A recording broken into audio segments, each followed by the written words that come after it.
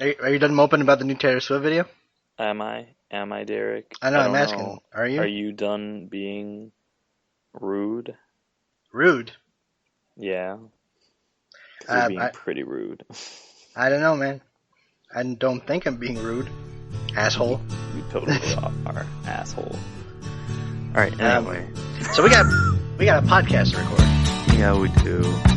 So welcome to episode 11 of Stuck in the Middle with You, a podcast where two guys take a look at a critically divisive film and see on what side of the consensus they fall on. My name is Derek Gade, and my friend and collaborator across the great North American continent is the one and only Juan Barkeen. Say hi, Juan. Hi, Juan. And this was my pick this time, and I got to pick an old favorite. And Yeah. How did you like this one, man? Spoil me. I don't know. How did I enjoy it? Who knows? We'll find out in the rest of this podcast because that's what it's for. All right. Well, since you're playing coy, we'll tell the audience that the movie that I hated it. the movie we're doing this time around is called Nothing, directed by Canadian-American director Vincenzo Natali and released in 2003. And if that name rings a bell, it's because Mr. Natali is the writer-director of one of my favorite movies, the 1997 mind-melter sci-fi horror thing, Cube, which is a movie I hold very closely, very near and dear to my heart. And, well, if you remember the story from last episode, I saw this in a video store, was going to rent it, and the dude at the video store said, "No one else has ever rented this. Do you want to buy this?" And I did, and this movie is great. What do you think about it, Juan? I'm really curious to know what you thought of this. Well, first of all, I'm going to make my amazing joke, which was the reason this podcast was delayed because we wanted to give every listener a genuine experience last week with the fact that there was absolutely nothing. Yeah. The less funny but more accurate excuse for that is that I was away. It was my turn to not be at my home station. I was in Toronto on vacation to visit some friends and attend the Toronto Comic Arts Festival, or TCAF. It was great, but I wasn't able to record a pod, which is what we're doing now. So explaining it just makes it more boring, but you suck. Okay, anyway. Better late than never, I guess. Yeah, I guess. I enjoyed myself. I did. Awesome. Yeah. So Juan, what isn't there's going to be tons of these little micro jokes just because of the title of the film. What was Nothing about? I don't know. It's a show about nothing. That's what Well, it was, see, except that's science, but it's actually about a lot of things. See, that's the thing. It's not about nothing as you would expect from the title. It's about friendship. It's about How awful it is to be a roommate with someone. It's about how your friends have a unique insight into how to drive you fucking insane. That is very true.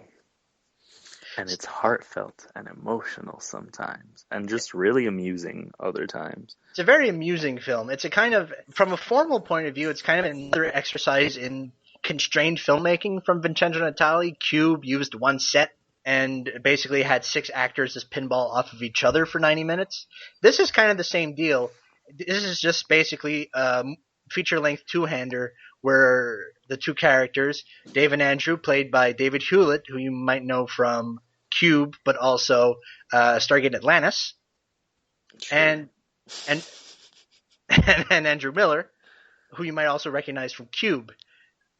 These 3 guys were friends, and it shows, man. It shows in the way this film is crafted, in the way this film feels. It really does, but I will say something I found really... so, like, the movie essentially begins with, like, these 2 fucking, like, sad sack loser types getting...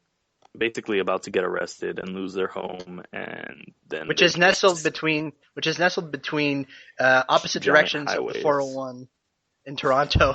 Essentially, they end up disappearing into this, like, realm where they can hate things away. Yes, we find out towards maybe the midpoint of the film that the 2 guys, Dave and Andrew, find themselves in this seemingly infinite white void because they have hated away the world. And then they start hating away little things like bills, their hunger, and then it starts getting a little bit more sinister as the film goes along. But like one of the things that I found really strange, I guess, was up until they go into the nothing, I Right. didn't really feel like it was a Vincenzo Natali movie, but then again, I haven't like admittedly seen as much of his work or as often, I guess, as you have maybe. But It hmm? feels like a Terry Gilliam movie. Yes, okay, I'm really glad you mentioned his name because that was like the first thing. And like it It's exists in this it's world like very this Gilliam-esque. yeah, it's like this weird plane of reality that like I want to call low budget Terry Gilliam, but like Yeah, you it could say that. weird little risks that I don't think Terry Gilliam would have taken because of the fact that it's low budget. Yeah, it's the house nestled between the overpasses. It's the office that has just a bunch of wires dangling. It's the It's like this everything looks dude who's broken. telling them the first time that they're losing their house, and like he's like, "But why am I losing the house?" Like it's like just the most ridiculous little like exchange, but it's this little like this weird bureaucratic That sci-fi Yeah, shit it's that bureaucrat sci-fi for like the first 20 minutes. And that dude that initially comes to their house to evict them is Les Carlson, a popular actor in Canada who is actually an American Canadian actor, born in the States, but a naturalized Canadian citizen. how Uh, amazing. is a character actor, did a lot of stuff north of the border. Also known as the dude who gets fucked up in a royal way in the third act of Videodrome. Of course he is. So, most of the first act, it feels like a sort of a low-budget Terry Gilliam, which I don't think is a coincidence, because I think one of the filmmakers that influences Natali is Gilliam, to the point where one of Natali's films is a documentary called Getting Gilliam, which chronicles Terry Gilliam's ill-fated principal photography of his Don Quixote movie. So you would know this, and I had no idea about this fact because I feel like I don't know nearly enough of Vincenzo Natali's work, even though I think he's fascinating. Like But I will. he's Hmm? not super prolific. I mean, I haven't. Here's the thing, though. He isn't, but you've seen like almost everything, haven't you? I've seen everything except the last two. I haven't seen Splice and I haven't seen Haunter. I thought you had seen both of them. No, Hmm. but I've seen. I think I'm How the only. strange. I think I'm the only person in the world who has seen Cypher Probably. with Lucy Liu Yeah, I remember. and Um, Jeremy Northan. I think. yeah, I'm pretty sure it's him too. I have seen his Hannibal episodes. Yeah, that's the thing. I mean, I haven't seen any of his TV because I don't really watch that much television. And that's okay. You're terrible anyway. But the other thing that I kind of thought about in a strange way was Office Space for some reason or another. Just like I Well, the don't kind know, of work like sucks mentality.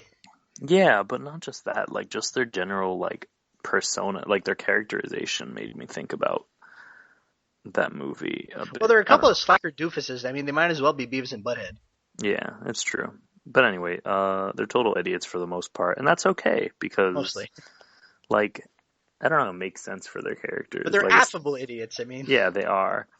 Like I still remember that like when they're hating away things, they're just like when they first hate away their hunger, they're just like we hated away our hunger, and then like with this shocked look on his face, he goes, "Maybe we are gods," and I was like, I just lost it laughing because like what it's so stupid.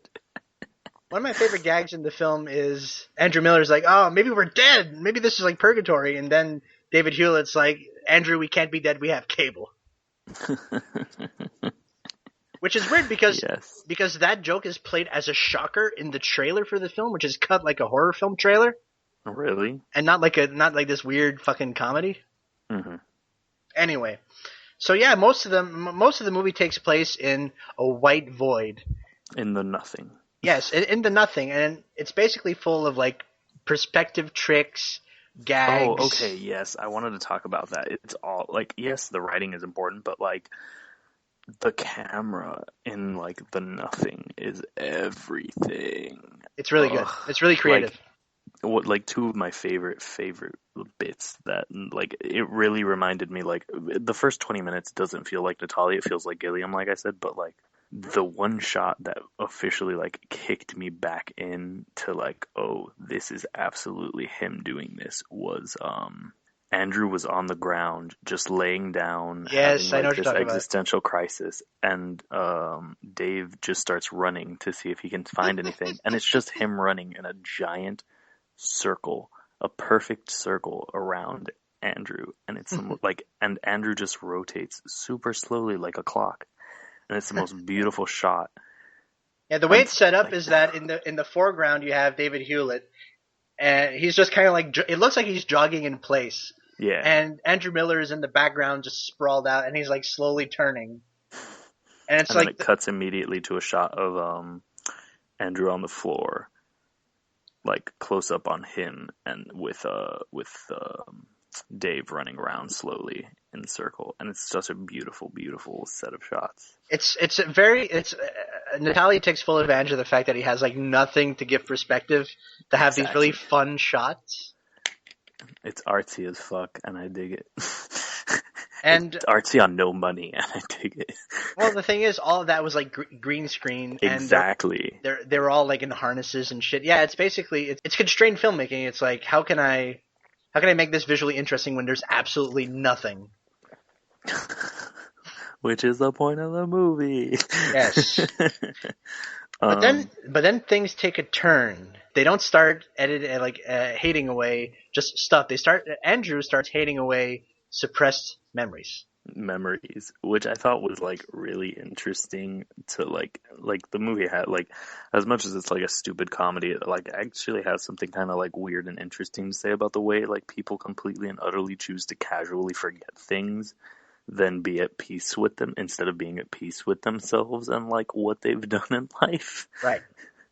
especially in well, in both their characters actually, but in Yes. Andrew's more so. I mean, in Dave more so than Andrew, because he's the one who like refuses to acknowledge that they've had these fights, and he's like, Andrew's just like, no, like, I'm not gonna forget how much you fucked up. Like, Yeah. I mean, at one point, Andrew starts gaining confidence, and that causes a rift in their friendship. And Dave chooses to hate away the hate, and so he just keeps resetting, and Andrew just keeps pissing him off by saying that he won't forget. He gets angry again, then hates away the hate again. The movie is full of these sort of funny feedback loops. which reminds me a little bit of what's that one beautiful, perfect computer chess? Okay, how does it? No, just like in feedback loops. I All love right. all kinds of feedback. The same shit with like they came together. Feedback loop jokes are probably my favorite things in the world. Like I don't know why. They're so they're so frustratingly stupid, but I love them. They came together as like by far my favorite of all of them. Paul Rudd's sitting at a bar and he's talking to the bartender and he goes, "Give me another, make it a double." And the bartender says, "You look like you had a bad day." "Huh, tell me about it." "Well, you came in here looking like crap and you haven't said very much." "You can say that again." "Well, you came in here looking like crap and you haven't said very," and like it just goes on and on and on. I think it like repeats itself 6 times or 7 times straight. It's the Un- sideshow Bob hitting the rakes method, right? I yes, mean, yes, absolutely. you do Yes. it once, it's funny. You do it twice, it's still funny. Do it 3 times, starts to waver. Do it 10 times, it becomes hilarious again. Exactly. But you have to um, power through that lull. but like I don't know, sometimes the lull never comes for me because I'm so easily like I'm so susceptible to these jokes. But anyway, The movie is um, the movie is full of like weird little touches, like Andrew Miller's guitar solo. yes. And then There's suddenly, like, Dave failing miserably at the drums every single time until he hates away the fact that he doesn't, like, until he that he hates gives a away the shit. fact that he gives a shit. And speaking of feedback loops, there's that feedback loop of dream sequences when Andrew Miller Yes. falls asleep and they're basically out in the nothing exploring, and they sort of crouch down because they see it like a little tiny dot in the distance. They don't know what it is, so Dave Hewlett just kind of crawls slowly towards the dot, which turns out is the house. But what if there's someone else in the nothing? What if they're in the house? What if they want to kill us? And And so it's so each one runs into the house in a completely different like one from the back of the house, one from the front of the house, and these both happen at separate times, but the other one sees the other one killing the other one, and like I don't know how to explain this logically. It's like 3 consecutive dream sequences. Yeah, and like it has to be seen because it's really, really just beautiful. And here's another thing about this movie. It's a kind of a dark comedy, I guess. It can get pretty. It gets really dark sometimes. It gets graphic. It gets like, what the hell? I mean, spoilers for nothing. The final showdown is basically them hating away each other. They're hating away parts of their body. Yes, and like that was the moment where I finally hit that, like, oh my god, this is the fucked up Vincenzo Natali movie I wanted. Like, and like you see their body parts slowly but surely, like when they're dissolving away, and like there's this one, like when A+ digital effects. Yeah, when Andrew's legs are like blown away and he just falls to the ground, and it's like a shot from below, and it's just you see all of his organs. You see the organ meat. And it's so beautiful, and I just thought of like Hannibal a little bit, because that's how, like, I'm convinced Brian Fuller saw this and was like, yeah, this is why I want it. And yeah, ultimately they hate away everything, including their house. The only things they don't hate away are their pet turtle Stan. And their heads. Ultimately, friendship prevails. Yeah. In the weirdest possible way. Yeah, because if you have to be stuck in a giant void of nothingness with someone for the rest of your life, you know, it might as well be your best friend's head. Oh, this movie is so bizarre. It is. And like one of the things I really like that's like also like a little fucked up and like weird is like the memory sequences that are crayon drawn. Yeah, there's a lot of a child. It's really like unsettling, but like as dark as it gets, it never, like there's always this really nice levity to everything. Yeah, I mean it's drawn in like bright crayon style, but it has some like there's like Andrew reminiscing about being caught in an oven. Yeah, being put in an oven. I think he got put in an oven to dry his. Well, at least the story was about him having to dry his hair, but then oh man, he's in an oven. No, it's really messed up. And the film actually starts with like sort of an animated sequence that looks like paper dolls, where it's basically saying, "Oh, this is how these guys got together as friends because they were both fucking losers." And the city of Toronto, you don't get you don't get shit out of Toronto, honestly. Like, well, you don't get a shot at Toronto, but you get like sort of a Gilliam-esque collage that is meant to resemble Toronto. And it's kind of a miserable place, honestly. Well, I mean, I can't really think of a movie in which Toronto looks good. I mean, the two that come to mind are The Beginning of Nothing and the entirety of Enemy, where Toronto looks piss yellow. Toronto looks like shit. It looks like piss. That's what it looks like. It does look like piss. That whole movie was just like, look how yellow we can be. It's very. I mean, the movie certainly has a color scheme. Yeah, certainly. It's not a good one though. Or at least, let me correct myself. We don't think it's a good one. Other people care for it. Yeah, well, anyway, that's another discussion for another time. Yeah, it very much is, because it's a movie. Anyway. The film's score was composed by one Michael Andrews.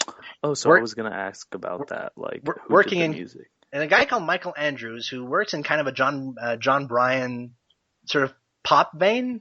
Yeah, because it was very like, I don't know, it was restrained, but it was very. I don't like saying it was pop-ish, but like it was light. If you've listened to John Bryan's 2001 album Meaningless, you have a pretty good idea of what this score sounds like. Yeah. Kind of these, kind of a. I can vibe with that comparison. Kind of an alt pop kind of feel. He also has an album called I think it's called Hand on String, which is very Bryan-esque. And I can't tell you how often I've tried to find that closing credits song because it's so fucking good. Mm-hmm. And turns out that you can get it on his MySpace page. Really? And I mean, I don't have fucking MySpace. I mean, I like, mean, does it's anyone have MySpace still?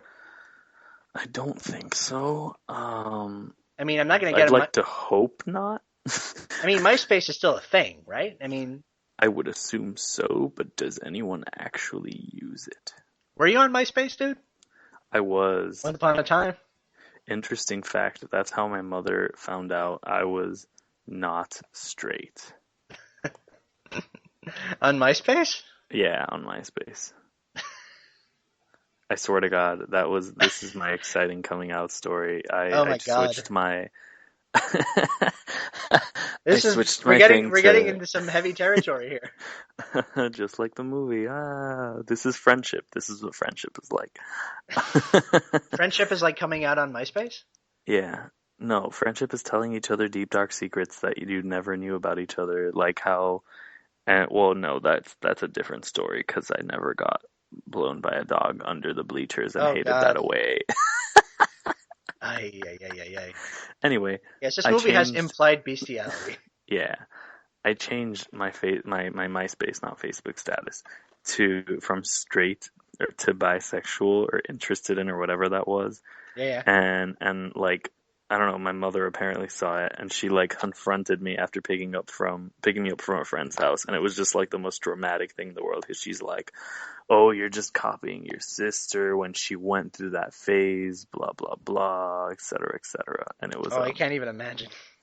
yeah, it was an exciting time, and now look at me. I'm and yeah. You sound thrilled. I know, right? See, this is where the real material Man, this comes in. podcast became Episode a bump 11. really fast. And that's what dark comedies are for. Wow.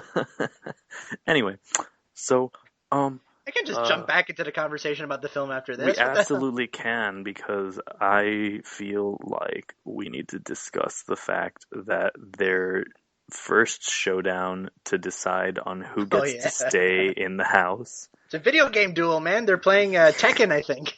Yes, they're playing Tekken, and I want to know, like, did they spend any money they had for this movie on getting the rights to just like show an obscene amount of Tekken on screen? That's just a great detail, because that's how these guys would decide who stays in the house and who goes into the white void, right? Absolutely. It's And like the split screen with them imitating the pose of the fighter, it's great. my favorite thing It's in the world. amazing. Also, it's a great scene.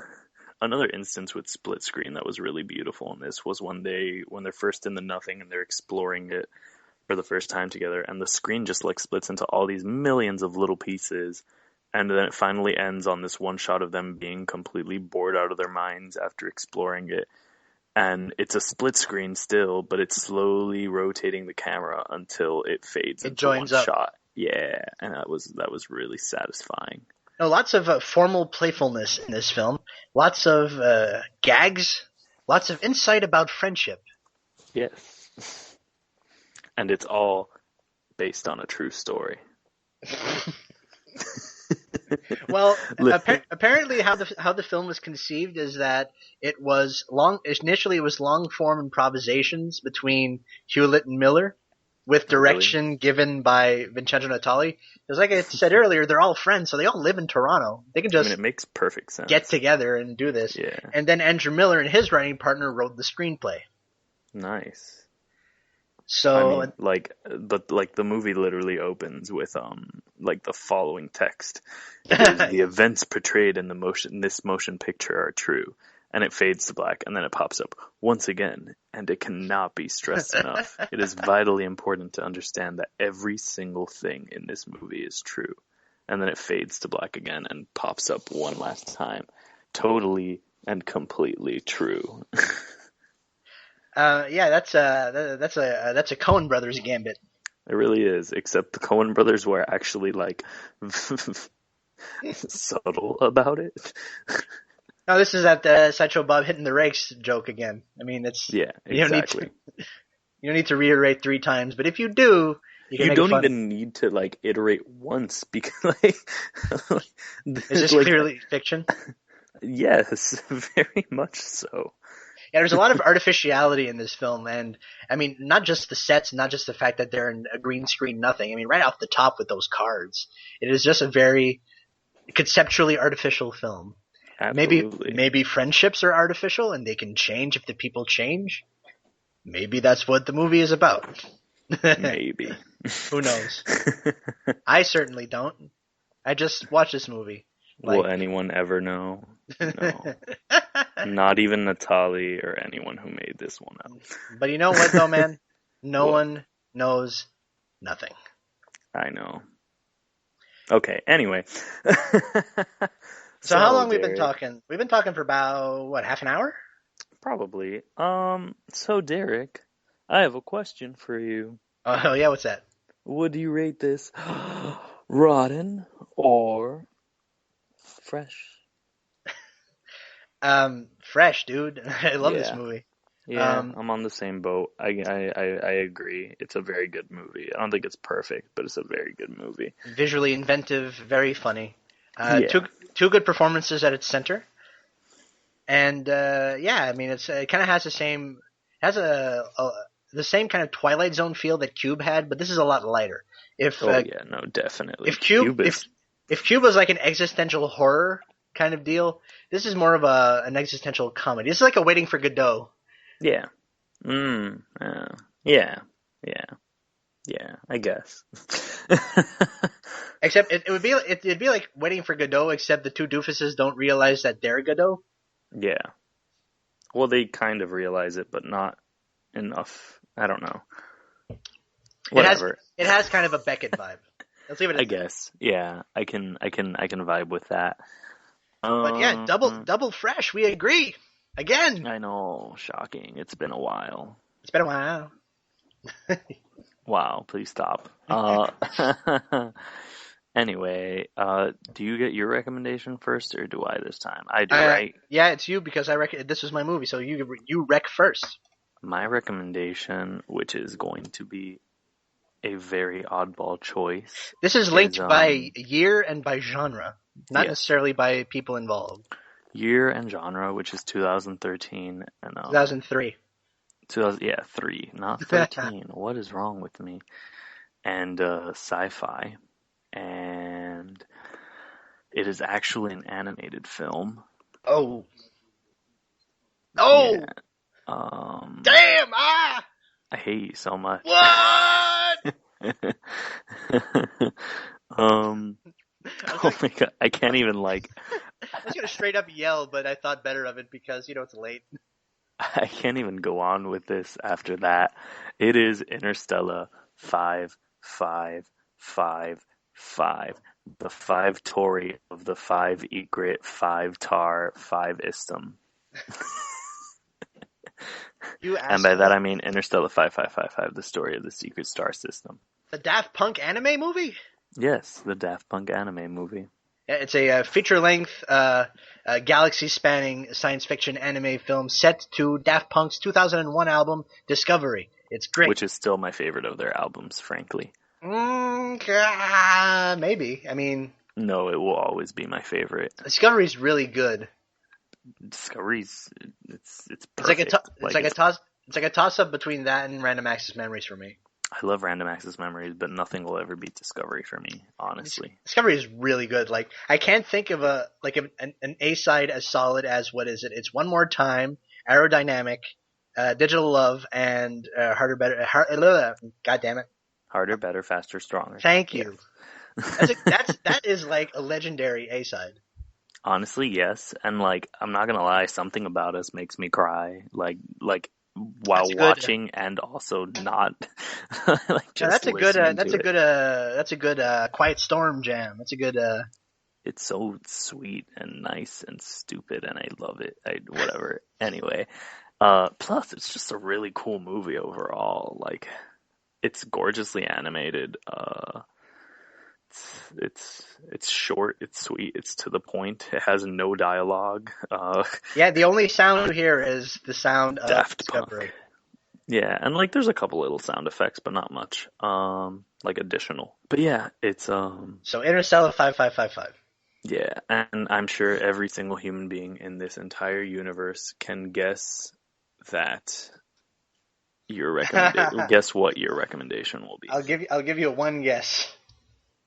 I I'll give you wonder. just one guess. I don't know. I think it's something by Vincenzo Natali. Am I right? Yes, I'm going to recommend Cypher, starring. No, I'm not recommending Cypher. Of course, you're not recommending Not fucking Cube, Cypher. fucker. Cube, the 1997 movie that started it all, at least with me. I mean, this was a watershed moment for me when I saw this movie for the first time on Canadian cable, 3 in the afternoon, when I was entirely unprepared for what I was going to see. I'm so glad you remember this by memory. It's Vincenzo Natali's first feature-length film, and it's what? It's 7 people, or is it 6 people? I think it's 6 people. I don't remember. It's You're the one who loves this movie with all your heart, and you don't remember how many people are inside the cube, Derek. It's 7 people. Oh, that's right. Yeah, 7. There's 7 people. Oh my god. They're caught. Although I'm a little disappointed it isn't 6 people instead of 7, because it would just add to the cubeness of it all. Whatever. Anyway, go on. So yeah, it's 7 people wake up in a booby-trapped cube. They want to get out. That's all I'm going to tell you. That's all you need to know. Yeah, it really is. And yeah, it's like one of my favorite movies. It's low budget awesomeness. Yeah, it was just made. Watch it. It was made for. I think it was around $200,000 ish. Sure. Anyway, so I'll pretend I know. Yeah, this was really a wham bam thank you ma'am episode. We really knocked this one out really fast. I know, I'm so proud, but most importantly is what are we doing next time? Yeah, gonna be. So I don't know what Juan's picked. So this is going to be a genuine reaction from me. So this movie is 11 years old. Okay. It stars an actress who I very much like and is mostly the reason I want to pick it. But also we're going back to our fantasy roots because our first episode was a super exciting fantasy. Okay, so it's a fantasy film. Yes, it is a fantasy. It was released in 1994? 2004. 2004. Who's the actress? I don't want to tell you yet. 2000. Oh, question. How do you pronounce, is it Carrie Yules? Like Elwes. Carrie Elwes. It is Elwes? Yeah. Okay, because I've heard other people say other. Yeah, it is Elwes. It's Elwes, yes. Okay, because I've said that before and people were like, no, that's how not how you'd say his name. And I'm just like, okay, well, whatever. Anyway. Wait, Carrie Elwes is in this movie? This movie features Carrie Elwes and it also features Hugh Dancy and the dude from Hannibal. Yes, love of my life, Hugh Dancy. Hugh He honestly is the love of my life. Vivica A. Fox as well. What the as fuck a fairy. Is this? Hugh Dancy is obviously the prince because, like, why wouldn't he be? Minnie Driver. Are we doing? Wait a minute. Are we doing? No. Wait a minute. Are we doing Ella Enchanted? We're doing Ella Enchanted. You son of a bitch! Starring Anne Hathaway. Anne Hathaway, yeah. Steve Coogan's in it too. Okay, so I guess we're doing Ella Enchanted next time, ladies and gentlemen. We're doing Ella Enchanted. Why do you hate me, Juan? Because I hate you, Derek. God damn it. I know, I'm amazing. What can I say? But no, I haven't seen it in years, and I remember it being a fun movie when I first saw it. So I'd like to watch it again and see if it actually is a fun movie or it's not. Actually, there's a lot of Anne Hathaway movies that are like 51 and 49 that I'm really bitter about because I really would love to do like Love and Other Drugs, but it's 49% because I feel like that'd be an interesting choice for us to do. Whatever. Anyway. Who directed this? Who directed Ella Enchanted? A person. You asshole. It can't be a place or a thing. It can be the other noun. It is Tommy O'Haver. O'Haver? What's he done that I might have heard of? Not a ton. He did one episode of United States of Terror, one episode of The Loop, a film called An American Crime, another film called Get Over It, and another film called Billy's Hollywood Screen Kiss. Yeah. The one with Cisco Yes. and Kirsten Dunst? Yes. Oh That man, movie. That is exactly the one. a true auteur. Honestly, like, don't shit talk. Get over it. Who else is in that movie that I know? Am I imagining Joseph Gordon-Levitt in that movie, or am I thinking of another movie? Is he in it? Is Joseph Gordon-Levitt in Get Over It or 10 Things I Hate About You? 10 Things I Hate About You. Okay, that's what it is. That's what I'm thinking of then. Yeah, I was like, what is he talking about? Like, Zoe Saldana's in this? Who's the male lead? I don't remember. It's not Cisco. He plays Ben like Foster. Ben Foster. That's right. A lot of people are in this movie that I didn't remember being in this. Colin Hanks, Mila Kunis, Swoosie Kurtz, Martin Short. Yeah, Martin Short plays like the He's a flamboyant doctor. drama teacher. Yeah. A doctor? I thought he was a drama teacher. He's apparently a doctor. Whatever. Dr. Desmond Forrest Oates. So I guess we're doing Ella Enchanted next time. Yeah, instead of talking about Get Over It, we should... Yeah, okay, so we're doing Ella Enchanted. Juan and I are both co-editors of a film criticism website called Dim the House Lights. You can find it at dimthehouselights.com. We're writers there, and there are 3 other writers currently in our employ. Chris Mello, Michelle Arf, and Ross Burks. If you're interested in seeing our other stuff on the internet pertaining to film criticism, Juan is a contributor to the Miami New Times and also to Yam Magazine. I am a contributor to Sound On Sight. We're also both on Twitter and Letterboxd. Or Juan's handle on both those websites is Whoa, It's Juanito. That's WOAH, It's Juanito. All one word. Mine, on both Twitter and Letterboxd, is Derek_G. That's DEREK_G. Don't forget to subscribe to us on iTunes. Leave us a rating, give us a review, something, feedback. We crave that. Come on. It takes 2 seconds, and you help make the show better. Also, it helps spread the word. If you're interested in more about this podcast specifically, you can go to the show's Tumblr page, which is at sitmwypodcast.tumblr.com. There you'll find links to our Twitters, our letterboxes, our iTunes show page, our RSS feed, and all sorts of other cool shit. And, other old episodes. I mean, this is number 11. You've got 10 to listen to if you haven't caught up already. I think that's everything, man. Are we going to see you in 2 weeks? Smell you later, alligator. I don't know, 2 weeks, 1 week, who knows? We will try for next week, but in case that doesn't happen, see you in 2 weeks. See ya.